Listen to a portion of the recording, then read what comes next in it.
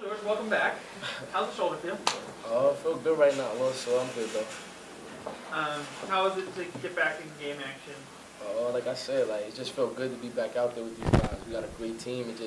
I just feel good to be a part of it out there playing with these guys. Like Alvarado, Ramel Brown, we seniors, it's best we play together on our last run with it. I'm just happy to be back. Mike, what do you have to do differently when George is on the court versus when he's not there? I'm still in attack mode, but I'm more a distributor.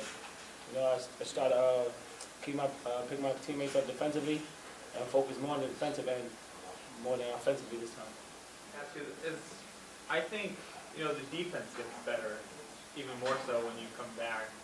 So what is it on the defensive end that you're trying to do or that you're helping your teammates do that kind of changes that complexion on that end? Well, we take pride in our defense. We're a defensive-minded team. Offense is going to come, but we've always had a defensive mindset every year since Coach Massey's been here. So that's just our brand. That's what we live by. We try to lock guys down the offense will come. And I know, George, I think you had a block, but you guys had 11 blocks and they had 13 made shots.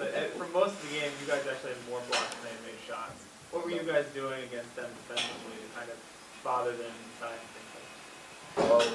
We was pressuring them. Ramel Brown, best shot blocker in the country. That's him, blocking shots, helping us. We get beat. He's always there. He's a great player to have.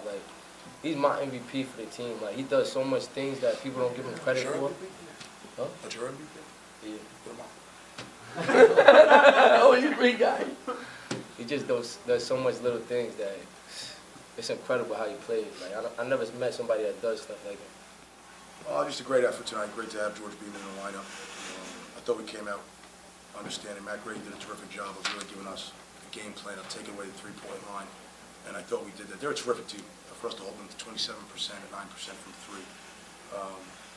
You don't see that a lot against a team like that who shoots the three as well as they do, and I think that was the difference in the game. Steve, they cut it to 4 early in the second half. What was the adjustment made after that time? Listen, good teams, I always say this, have a run. They're a good team, they have a run. And now it's our time to, you give them a second run. But you know the run's coming. And listen, you watch Iona Canisius the other night. Canisius up there. Good teams make runs. How do you handle it? So we knew the run was coming. In a perfect world, you want to stop the run and not have it get to 4, maybe 10, 9. I thought we came out, this team hasn't learned how to play with leads the way I'd like.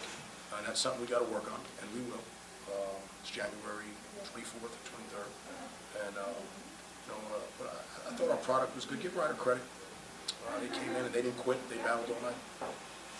What was the message going into this game after the close win at Fairfield Saturday? The message, I can't tell you the message. Probably wouldn't be good for my career if I said the message, but they got it. Is that fair? Absolutely. They got the message, so that's all that matters. What message received. And I'm proud of them for that, and that's why these young men are special. That's why. 43 rebounds tonight, going in and completing the act on Sunday, who was one of the better rebounding teams in the conference. In the country. Yeah, too. How pleased are you with the effort tonight, and what are you expecting Sunday? I expect Sunday to be a terrific game. Quarterback's terrific. Ryder's terrific. Iona's terrific. Canisius terrific. It's a lot of good teams. And I think we got to understand what we do well. And I wrote on the board tonight, back to basics. And that's what we did tonight on the defensive end. We rebounded the basketball, we blocked shots, and we locked down the three-point line. And had a good field goal percentage defense. That's who we have been since we got here. And that's basics for us. That's how we didn't do that at Fairfield. We let Fairfield, we lost our identity. We thought we were an offensive team because guys are having success on the offensive end. And that's not their fault, that's human nature. You get away, it's like when you date that gorgeous girl and you start dating her at first, you take her to dinner at five-star restaurants every night, and then 2 months in, you're ordering to-go food. You got to get her out in the restaurant and spoil her a little bit. And we got away from who we are. Defense. And what did he do on the court? My honest answer is I don't know. And I say that because this team won 8 out of 9 out of 11, or whatever we won last year. We're a good team without him, and we're very good without him. But there's some presence he has over these guys that a switch goes off. And I don't know if it's his ability to go get rebounds in traffic. I don't know if they know he's going to bail them out with a bucket. I don't know quite what it is. We know how good he is. We all know that. We all know he's one of the most gifted scorers in the country. We all know he's unguardable in one-on-one situations. We all know for his size he rebounds amongst the best. But I couldn't tell you what he does, and he just has a presence about him that the guys love, and they kind of puts them at ease. It's like when you go home at night and you go to bed, when you put that alarm system on, you know you're a little safer. That's what George Beamon. He's our alarm system, and he kind of protects us. And it's crazy. You see the 6'4", 195-pound kid. You know, you have 6'10", 6'9", 6'8", but George is our kind of. It's an amazing thing, and I'm just really I love coaching. Similarity to the Maris game, even with more of an offensive output today? Well, I think you're right on the money. Woody. He didn't shoot probably the best percentage he wanted to tonight, and I think that I'm going to give that a little bit to Rust. I'm down on him a little bit because he's unguardable off the bounce. That should be probably 2 for 4 from 3, and I'd like to see 15 free throws there. But, you know, when he rebounds the ball like that, he has 3 steals, you just know he's involved in the game. And guys, that's the thing that I've yet to see a player in this conference do. There might be better offensive players, might be more efficient guys, but I've yet to see a guy in this conference, when he can't get off, how does he affect the game in other ways? How does he dominate? George Beamon dominated the game from a defensive standpoint on the backboard tonight at 6'4". Who else can do that? I'm asking you guys a question. Nobody. I don't think anyone can. And I love a lot of these guys. I mean, I love Sean Armand. I love him. Sean's one of my favorite players. He's a great guy. I love Billy Barron. They're different. They're all different. It's not to say one's better than the other. That's why I don't like the player of the year stuff.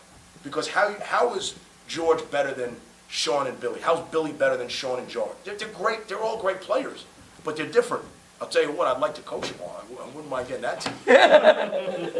Throw a couple of those guys together, right? He is one of the better stretches of his season, I thought. You know, the first 3 minutes of the game, and then he played a pretty solid game. How has he kind of developed, and how's he kind of growing into his role now? You know, I think what everyone forgets, I forget. He's 6'10", 235. He looks like Tarzan. He's a sophomore. He's a sophomore in college. And I think we kind of expect him to be Dwight Howard right now. And let's just think Romelo's a sophomore. You know, Romelo wasn't who he is today. Just imagine how good AP wants it so bad. He's one of the most misunderstood young men there are. And, like, I got into him so bad this week. I tried to break him as best I could. And when I finally did, this monster came out. And I said, great, you see that passion? Now take that and take it to Daniel Stewart. So if we can get that to happen, then from there, take it to the young man from Quinnipiac, then take it to David Lowry, and then let's take that passion and place it the right way. And I think you saw some of that tonight for about 12 of his 19 minutes. It was in the right way. And you just got to grow with that, understand foul trouble. AP's going to be a terrific player, terrific, 11 and 7, 2 blocks in 19 minutes. If his coach would wake up and play him some more, he might even be a little better.